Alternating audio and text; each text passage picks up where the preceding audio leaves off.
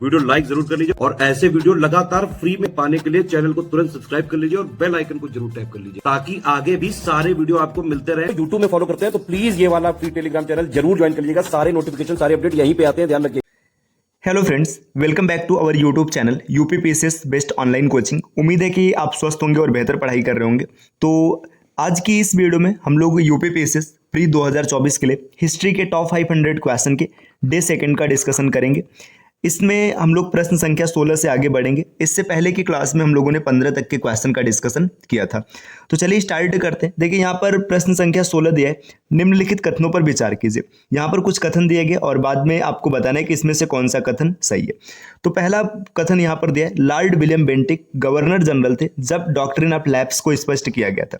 देखिए doctrine of lapse की अगर बात करेंगे तो इसका जुड़ाव जो है भारत में ये लॉर्ड डलहौजी के नाम से जुड़ा हुआ है। लॉर्ड डलहौजी मतलब राज्य हड़प नीति या इसको व्यापक सिद्धांत भी कहते हैं। भारत में इसे लागू करने का श्रेय दिया जाता है डलहौजी को। अब देखिए ऐसा नहीं कि ये इसको पूरी तरीके से डलहौजी ने लागू किया था, डलहौजी के पहले भी ये चल रहा था, है ना, लेकिन ये उतने बड़े स्तर पर नहीं चल रहा था। डलहौजी ने इसका बहुत बड़े स्तर पर और व्यापक पैमाने पर प्रयोग किया था। तो अगर कभी ऐसा क्वेश्चन बनता है कि राज्य हड़प नीति या फिर व्यापक सिद्धांत किसने लागू किया था, तो लागू तो किया था डलहौजी ने, है ना, भारत में, लेकिन इससे पहले भी ये चल रहा था। तो इसका जो स्पष्टीकरण किया गया था ये विलियम बेंटिक के समय में किया गया था। पहला पॉइंट बिल्कुल सही है। ठीक, दूसरा पॉइंट है सगौली की संधि एंग्लो नेपाली युद्ध के बाद की गई थी। तो सगौली या फिर इसको सुगौली की संधि भी कहा जाता है, ये एंग्लो नेपाली युद्ध के बाद में किया गया था। ये भी तथ्य बिल्कुल सही है, सुगौली की संधि 1816 में किया गया था। इसको भी आपको याद रखना चाहिए। आगे यहाँ पर दिया गया ब्रिटिश भारत में ब्रिटिश भारत में वर्मा का विलय 1885 में हुआ था। देखिए वर्मा की बात करेंगे तो वर्मा प्रारंभ में 19वीं शताब्दी के प्रारंभ में एक स्वतंत्र राष्ट्र था। फिर इसके बाद क्या होता है कि 3 एंग्लो वर्मिस युद्ध होते हैं। अब 3 एंग्लो वर्मिस युद्ध के बाद 1885 में वर्मा को ब्रिटिश भारत में शामिल कर लिया जाता है। ये तथ्य भी बिल्कुल सही है। तो इस प्रश्न का उत्तर बन जाएगा, तीनों सही है। तो इसका सही उत्तर होगा विकल्प डी, उपरोक्त सभी सही है। अब देखिए यहाँ पर डॉक्ट्रिन ऑफ लैप्स की बात करेंगे तो इसमें आपको याद रखना चाहिए कि डॉक्ट्रिन ऑफ लैप्स के तहत सबसे पहले भारत में शामिल होने वाला जो स्टेट था या फिर जो भी क्षेत्र बना था वो सतारा रहा था। इसको भी याद रखिएगा, सतारा, है ना, सबसे पहले इसी को शामिल किया गया था। चलिए अब आगे बढ़ते हैं अगले प्रश्न पर। अगला प्रश्न यहाँ पर क्या है, प्रश्न संख्या 17 यहाँ पर दिया है। अब देखिए इन घटनाओं को वहां होने के क्रम में आपको क्या करना है, बढ़ते क्रम में व्यवस्थित करना है। मतलब सबसे पहले को लगाना है, फिर दूसरे को, मतलब जो भी सबसे पहले हुआ था उसे लगाना है। तो देखिए यहाँ पे दिया गया पहला एंग्लो वर्मी युद्ध, फिर दिया एंग्लो अफगान युद्ध, एंग्लो नेपाली युद्ध, गंडमक की संधि और डूरंड समझौता। तो इन सब में इस क्वेश्चन को हल करने का सबसे सही तरीका क्या है कि आपको इन सब के बारे में क्रम से पता होना चाहिए। तो यहाँ पे हम लोग बात करते हैं एंग्लो वर्मी युद्ध के बारे में, है ना, जो वर्मा के लिए किया गया था। तो एंग्लो वर्मी युद्ध में 3 एंग्लो वर्मी युद्ध हुआ था, है ना, 3 एंग्लो वर्मी युद्ध हुआ था। इसमें जो प्रथम एंग्लो वर्मी युद्ध था ये 1824 से लेकर के 1826 तक चला था। इसके बाद जो द्वितीय एंग्लो वर्मी युद्ध था ये 1852 से लेकर के 53 के बीच चला था। 1852 से 53 के बीच, इसके बीच में इतना लंबा गैप क्यों है हम लोग इसको डिटेल में समझेंगे जब ये क्लास किया जाएगा तब।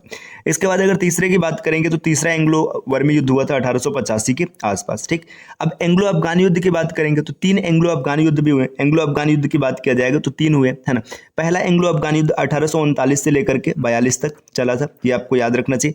दूसरे एंग्लो अफगान युद्ध की बात करेंगे तो 1878 से लेकर के 1880 के बीच में चला था।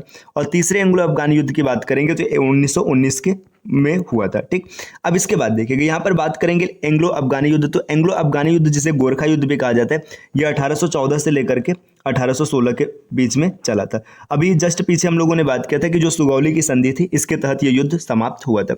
अब यहाँ पर बात करेंगे गंडमक की संधि। तो गंडमक की संधि का क्या संदर्भ है, ये किया गया था जो द्वितीय एंग्लो अफगान युद्ध यहाँ पे चल रहे, है ना, इसके तहत 1879 में किया गया था गंडमक की संधि। तो इसको भी आपको याद रखना चाहिए। इसके बाद यहाँ पर दिया डूरंड समझौता। तो डूरंड समझौता ये किया गया था 1893 ईस्वी में। तो यहाँ पे सबका कालक्रम आपको पता चल चुका है कि कौन सी घटना किस समय हुई थी। अब देखिए जब सब कुछ पता चल गया तो इसमें आपको बढ़ते क्रम में लगाना है। तो सबसे पहले इसमें देखिए क्या हो रहा है ना, अगर समय के हिसाब से देखा जाएगा तो सबसे पहले इसमें हो रहा है एंग्लो अफगानी युद्ध, है ना। यहाँ पर देखिए अगर देखेंगे तो सबसे पहले एंग्लो अफगानी युद्ध हो रहा है। तो जब एंग्लो अफगानी युद्ध सबसे पहले हो रहा है ना, नहीं क्या मैं बोल रहा हूँ, एंग्लो नेपाली युद्धों का, है ना। देखिए यहाँ पे एंग्लो नेपाली ये 1814 से लेकर 1816 के बीच में हो रहा है। तो सबसे पहले हो रहा है एंग्लो अफगानी युद्ध। तो यहाँ पर जो विकल्प सी होगा यहाँ से उत्तर की शुरुआत मिलेगी। तो विकल्प सी से जब उत्तर की शुरुआत मिलेगी तो यहाँ पे देखिए विकल्प बी और विकल्प डी ये इलिमिनेट हो जाएंगे, क्योंकि यहाँ पे एंग्लो नेपाली युद्ध सबसे पहले हो रहा है। अब एंग्लो नेपाली युद्ध के बाद अगर आप कालक्रम में आगे बढ़ेंगे तो आपको देखने के लिए मिलेगा कि इसके बाद क्या हो रहा है कि पहला एंग्लो वर्मी युद्ध हो रहा है। देखिए 14 से 16 के बाद 24 में सबसे पहले यही घटना मिल रही, तो यहाँ पर इसका जो सही उत्तर होगा विकल्प सी इसका सही उत्तर बनेगा। ठीक, देखिए इसके बाद इसमें जितने भी टर्म्स हैं आप इसको क्रम में व्यवस्थित कर लेंगे कि लास्ट में देखिए डूरंड समझौता यहाँ पे लिखा गया, तो ये डूरंड समझौता कब हो रहा है? 1893 में हो रहा है, इससे पहले ही हो रहा है एंग्लो वर्मी युद्ध। चलिए अब आगे बढ़ते हैं अगले प्रश्न की ओर। देखिए अगला प्रश्न यहाँ पर क्या है, प्रश्न संख्या 18 में क्या दिया गया, निम्नलिखित कथनों पर विचार करें। अब यहाँ पर कुछ कथन दिए गए और अंत में फिर क्या पूछा जा रहा है कि आपको ये बताना है कि हम किस इवेंट के बारे में बात कर रहे हैं। देखिए पहला दिया वजीर अली खान अंग्रेजों की मदद से सितंबर 1797 में गद्दी पर आसीन हुए। ठीक, वजीर अली खान की बात करेंगे तो ये अवध के चौथे नवाब थे। ठीक, अवध के चौथे नवाब थे, तो अंग्रेजों की सहायता से 1797 में गद्दी पर आसीन हुए थे। ये बिल्कुल सही तथ्य यहाँ पर दिया है। हालांकि जनवरी 1799 में उन्हें एक ब्रिटिश निवासी जॉर्ज फ्रेडरिक चेरी ने की हत्या कर दी। देखिए इन्होंने क्या किया था, 1799 में फ्रेडरिक चेरी की हत्या की थी, ये भी बिल्कुल सही तथ्य। ये कहानी क्या है, अभी कहानी की चर्चा हम लोग आगे करते हैं, है ना। आर्थर वेलेस्ली ने वजीर अली को प्रत्यर्पित करने के लिए जयपुर के राजा से अनुरोध किया, यह भी बिल्कुल सही तथ्य है। अब पूरी कहानी को समझते हैं। देखिए कहानी क्या हुआ था कि ये अवध के नवाब थे, चौथे नवाब थे वजीर अली खान, है ना। ये अंग्रेजों की मदद से 1799 में गद्दी पर बैठते हैं, लेकिन फिर ये क्या करते हैं कि मतलब इनके जो कार्य थे उनसे अंग्रेज खुश नहीं होते। तो फिर 1799 देखिए इसके पहले क्या होता है ना, मतलब जब ये इनके मतलब काम से अंग्रेज खुश नहीं होते तो क्या इनकी जगह पे ना इनको हटाते और इनके चाचा होते सादत अली खान, है ना, सादत अली खान द्वितीय, है ना। तो सादत अली खान द्वितीय क्या कर होते हैं, अंग्रेज उनको गद्दी पर बैठा देते हैं और वजीर अली खान को पेंशन पर भेज देते हैं बनारस, मतलब बनारस इनको निर्वासित कर दिया जाता है। फिर यहाँ पे क्या होता है कि एक जो ब्रिटिश रहता है फ्रेडरिक, है ना, इन पर ये हमला करते हैं और फ्रेडरिक चेरी की हत्या कर देते हैं। और हत्या करने के बाद क्या होते हैं, वहां से मतलब और भी 2 यूरोपीय होते हैं, मतलब मजिस्ट्रेट रहता है, उसके ऊपर ये हमला करते हैं।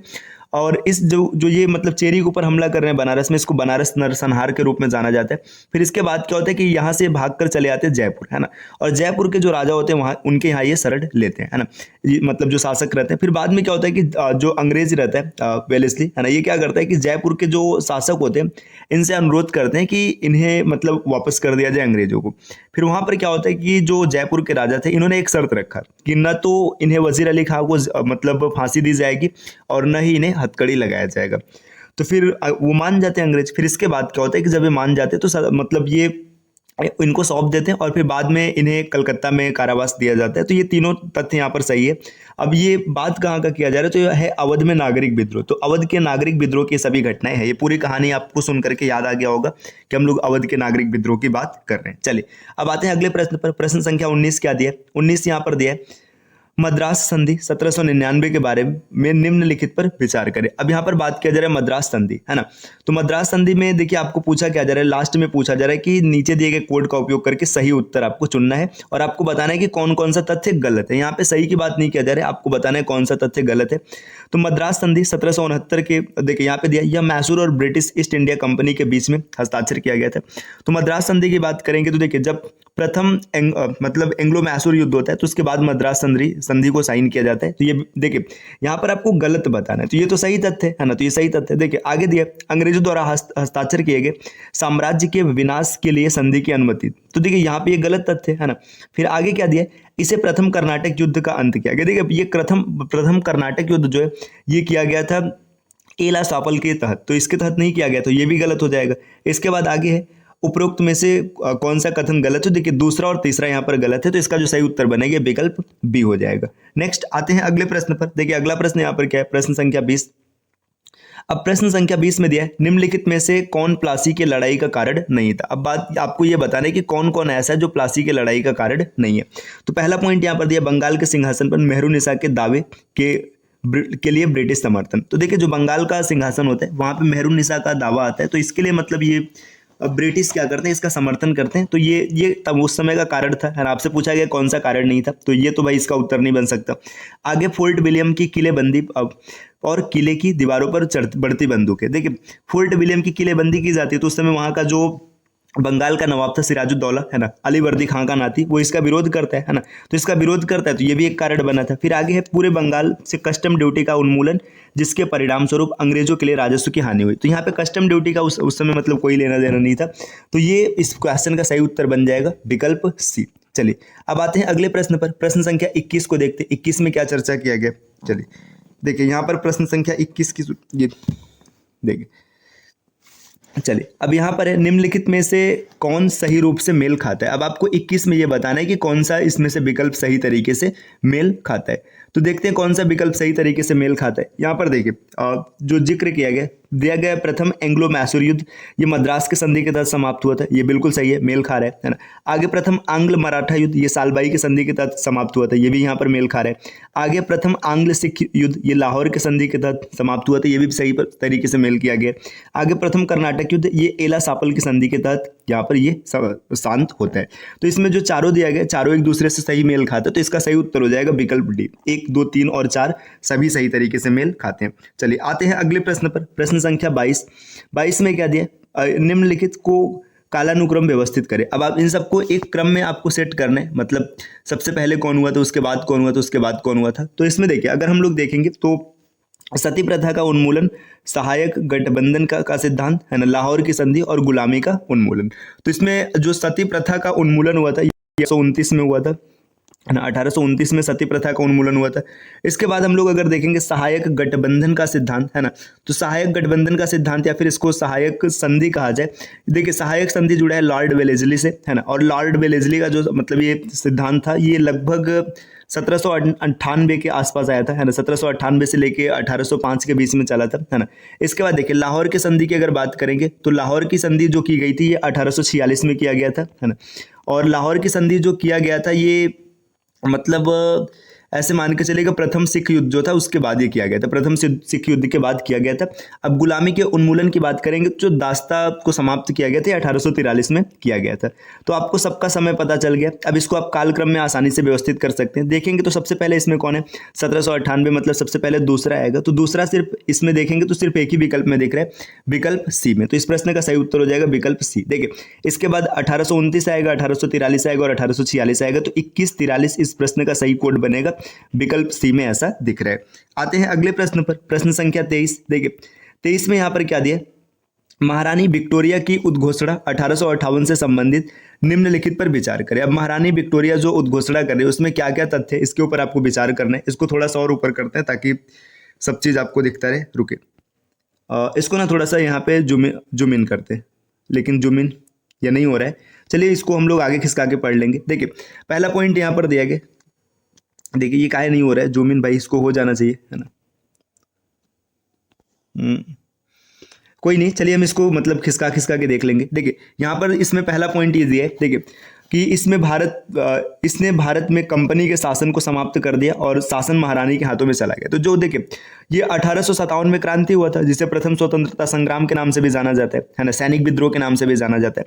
तो इसके बाद क्या होता है कि जो महारानी विक्टोरिया थी वो स्पष्ट रूप से मतलब एक उद्घोषणा करती जिसे 1858 में। अब इसमें क्या कहते हैं, मतलब जो कंपनी का शासन था ये भारत में पूरी तरीके से समाप्त कर दिया गया। अब सीधी शासन किसके हाथ में चला गया, महारानी के हाथ में चला गया। तो ये बिल्कुल सही है ना। दूसरा पॉइंट यहाँ पर दिया, इसने भारतीय लोगों को कानून और धर्म और सामाजिक प्रथाओं की स्वतंत्रता के समान और निष्पक्ष सुरक्षा का आश्वासन दिया गया। देखिए सीधी सी बात है, जब वहां पर क्रांति हुआ था तो भारतीय चाहते थे कि मतलब ये जो ब्रिटिश हमारे साथ बुरा बर्ताव कर रहे हैं और जो इनका हस्तक्षेप है हमारे धर्म में लेकर के पूरी तरीके से समाप्त कर दिया जाए। तो सीधी सी बात है, इसका आश्वासन दिया गया कि आगे ऐसा नहीं होगा, मतलब चीजें आपके पक्ष में रहेगी।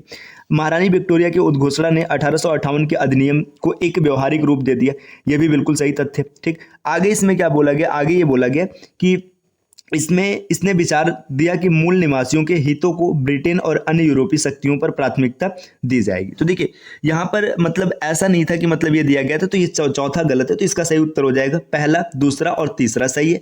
तो देख लेते कौन सा सही है। अब इसमें इसका उत्तर देखते हैं। देखिए पहला, दूसरा और तीसरा दिमाग में रखना है। तो पहला, दूसरा और तीसरा विकल्प ए में दिख रहा है, तो इस प्रश्न का सही उत्तर बन जाएगा। चलिए अब आते हैं अगले प्रश्न पर, प्रश्न संख्या 24 क्या है। देखिए 24 में यहाँ पर चर्चा किया गया 1857 के विद्रोह के बाद सेना के पुनर्गठन के संबंध में निम्नलिखित में से कौन सा कथन सही है? तो अब 1857 का जब विद्रोह होता है उसके बाद जब सेना का पुनर्गठन किया जाता है तो उनके संबंध में कौन सा कथन सही है? देखिए, सेना में यूरोपीय लोगों की प्रतिशत कम हो गया। देखो, अब जब 1857 का विद्रोह हुआ था उसके बाद क्या हुआ था कि सेना में भारतीयों की प्रतिशतता को कम किया गया था, यूरोपियों का नहीं कम किया गया। तो ये तो गलत तथ्य है ना। अब इसके बाद दूसरा यहाँ पर क्या दिया गया, सेना में विभिन्न समूहों के बीच विभाजन बनाने के लिए सिखों, गोरखाओं जैसी कुछ जातियों को गैर मार्शल घोषित किया गया था। यह भी गलत है। तो इसमें से कोई नहीं सही है, विकल्प डी इस प्रश्न का सही उत्तर बनेगा। अब आते हैं अगले प्रश्न पर, प्रश्न संख्या 25। देखिए 25 में क्या दिया गया। अब 25 की अगर बात करेंगे तो यहाँ पर दिया निम्नलिखित युद्ध में से कौन 1857 के विद्रोह के लिए प्रेरणा बन गया। देखिए 1857 का विद्रोह जो हुआ था इसके लिए कौन सा प्रेरणा बना था। तो अगर इसकी बात करेंगे, देखिए यहाँ पर फ्रांसीसी क्रांति की बात करेंगे तो ये तो हुआ था 1799 में, मतलब 1789 से लेकर 99 के बीच में चला था। तो ये बहुत पहले का, तो ये तो नहीं होगा, है ना। पहला एंग्लो अफगान युद्ध, देखिए जो पहला एंग्लो अफगान युद्ध हुआ था ये उस समय चला था, ये 1838 से लेकर के 1842। तो उस समय का ये कारण था, मतलब जो अंग्रेजों के या फिर ब्रिटिश के अजय होने का जो सिद्धांत था, इस पर उसने क्या किया था, उसने ये चीज़ दिखाया कि नहीं, अंग्रेज अजय नहीं है, इनको हराया जा सकता है। इसके बाद जो हुआ था क्रीमियन युद्ध हुआ था, ये 1854 से लेकर के 1856 के मध्य हुआ था। उस समय का एकदम तात्कालिक कारण था, है ना, मतलब जिसने ये जनता में या फिर जो भारतीय लोग थे उनमें ये एकदम भर दिया था विचारधारा कि नहीं, अंग्रेजों को तो हराया जा सकता है। ठीक, अब बोर्स की युद्ध की बात करेंगे तो ये काफ़ी मतलब इसका कोई लेना देना नहीं क्योंकि ये आगे हुआ था, है ना। बोर्स का युद्ध जो 1857 की क्रांति उसके बाद हुआ था। तो इसमें दो युद्ध ऐसे, पहला अफगान युद्ध और दूसरा जो था क्रीमियन युद्ध। इसने भारतीयों में ये भावना भर दिया था कि अंग्रेज अजय नहीं है, इनको परास्त किया जा सकता है। तो विकल्प 20 प्रश्न का सही उत्तर बनेगा। तो देखिए आज की क्लास की कुछ प्रश्न रहे हम लोगों ने जिसका विस्तृत डिस्कशन किया है। इस प्रकार के वीडियोज आपको निरंतर मिलते रहेंगे। आप चैनल को सब्सक्राइब जरूर कीजिएगा और साथ में अगर आप टीम के पेड कोर्सेज से जुड़ना चाहते हो तो यहाँ पे कुछ नंबर दिए गए, आप इन नंबर पे कॉल करके पेड कोर्स से जुड़ने की प्रक्रिया समझ सकते हैं, है ना। ये देखिए यहाँ पे इन सब नंबर पे आप कॉल कर सकते हैं। ये ज्ञान सर का व्हाट्सएप नंबर है, आप यहाँ से व्हाट्सएप के माध्यम से जानकारी प्राप्त कर सकते हैं। इसके अतिरिक्त चीज़ों को और सुविधाजनक बनाने के लिए यहाँ पर कुछ QR कोड दिए गए, आप इन QR कोड को स्कैन करके और बेहतर जानकारी प्राप्त कर सकते हैं। ठीक, यहाँ पे कुछ QR कोड है, आप इसको स्कैन एक बार जरूर कीजिएगा। चलिए फिर मिलते हैं आपसे नेक्स्ट वीडियो में कुछ नए इन्फॉर्मेशन के साथ। तब तक के लिए धन्यवाद।